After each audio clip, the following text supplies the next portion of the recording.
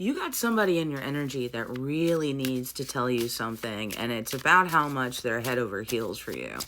They have been hiding it for quite some time, thinking that they were just never good enough for you.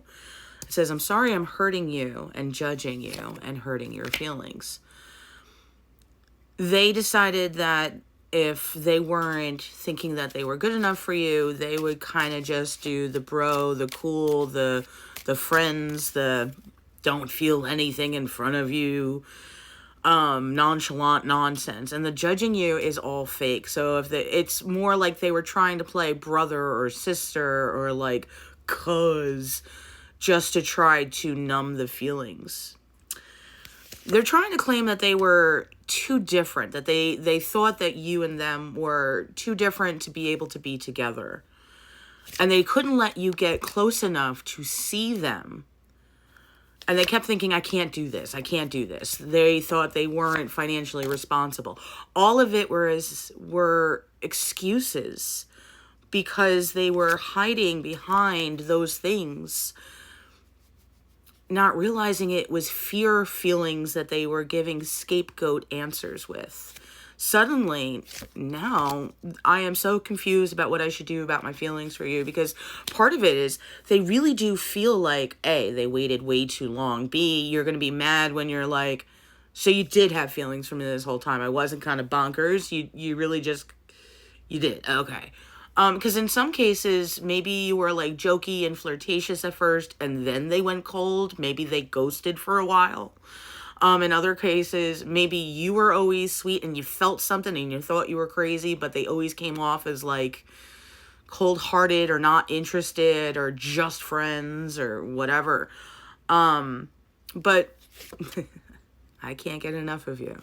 And that was always the truth. That's part of what made them crazy through the whole thing this feels like a coworker. This feels like a classmate, a schoolmate, a coworker, somebody that you interact with that isn't like in your main friend group, because they never could get enough of you. Even through all of that, even if they were teasing or ghosting, they were still looking at you from afar if they had to. It was their own insecurities and the fact that they see you as this goddess, god, empress, emperor, pedestal above them. They think of you as the 10 and them as the 2 in some cases. And whether it's they don't think they have enough money for how they feel you should be treated, and none of these things fucking matter to you, and part of them knows that. But they were stuck in this cycle because what you don't remember about you is you don't feel the experience of meeting you and being in your energy. It's like being at the eye of a storm and thinking there's no storm. Meanwhile, everyone around you is going, holy shit! They've never felt energy like yours. So here you are being absolutely genuine, absolutely authentic, absolutely the amazing, glorious you that you are. And they're like, oh my God. So part of it is they really are recovering.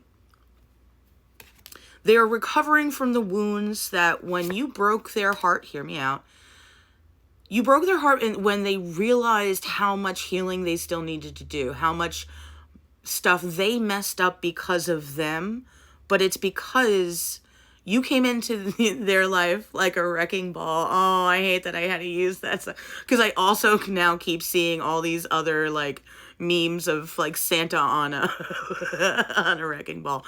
Anyway, I also keep seeing the guy that supposedly did the whole CEO thing, the Lou whatever. I keep seeing him on a wrecking ball now.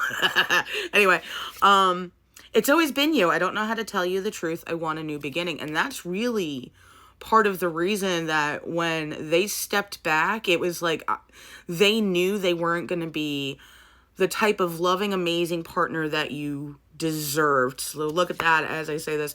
It says, I kept track of you from afar by looking you up online. And a lot of you are like, no, I have them blocked.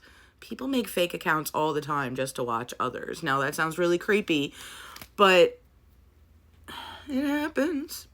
No one ever loved me again the way you did. I never appreciated you until you were gone. I want you to use the link in my bio, book yourself your private reading, and let's get more into your love life as well as what's going on with this person for you, whoever this is, because they really do see you as this glorious, incredible soul, and they just never felt like they were at your level. Some part of them also was afraid that you would agree with them after meeting them or interacting with them, not out of cruelty, but like, yeah, you're right, you're not good enough for me, or whatever, even if you weren't being nasty, and they would not be able to recover like that. I just shuffled. It says, I feel like I abandoned you. I feel like I abandoned you and myself when we broke up. I want to reconcile. So whether they ghosted you, this is a friend, this is platonic, this was coworker or acquaintance, whatever the F, could be an ex from the past, depending. They do want to come back. They do want to talk to you. They do want to bring it all up. But at the same point, they're concerned that you are either not going to give them a chance, which you might,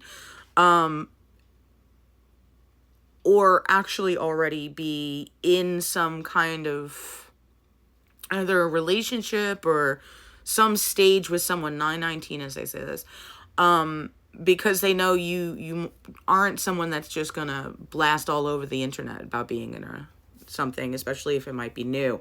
So they're not sure. Maybe something you posted was kind of like lovey-dovey and they're like, shit, are they in something? Should I not come through? What should I do? They're gonna get the chutzpah, the coolness, whatever, to come to you very soon and start talking to you about this. They feel like, could it possibly be way too late? Part of them keeps hearing, never say never. Look at that, as I cut it, it says, I want to make amends. So now you got two cards. One that says, I want to make amends. The other says, I want to reconcile. And I swear there was another card. Okay, I want a new beginning was another one. So you have a bunch of cards, and I swear I thought I saw another card that said something about amends on it again. But now you have multiple cards that really are saying that they know there is nobody else like you. They know that now they might be shit out of luck and it might be too late for them. But listen, when this person comes around, at least get the tea. Find out why. Find out the who, the what, the when, the why, the how, the what the heck. And then make your decision. All right? Because sometimes it's literally, they're no longer a caterpillar. They're a dragonfly or the phoenix that's soaring. And who they were when you met them is no longer who they are at all in the best sort of ways. Because who you were 5 years ago, 10 years ago is definitely not who you are now, right? And if somebody was like, no, I remember who you were 8 years ago, you'd be like, I don't even live there anymore. Nothing about me is the same. Stop. And other people would love if you could do that for them. Some people don't deserve it. If they were really absolutely outrageous to you, maybe book a cord cutting with me so we can get those energetic hooks out of you from that person. And if they were really wrong to you, you can do a hey karma, it's time with me.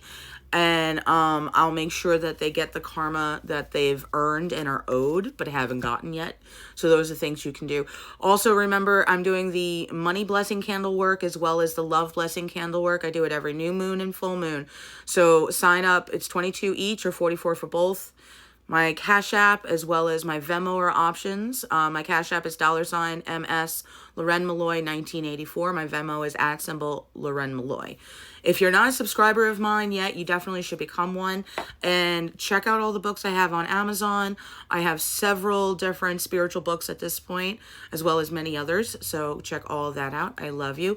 Book your readings. Did you know that a half-an-hour reading comes with a Reiki session? So it's like a 2-for-1 deal.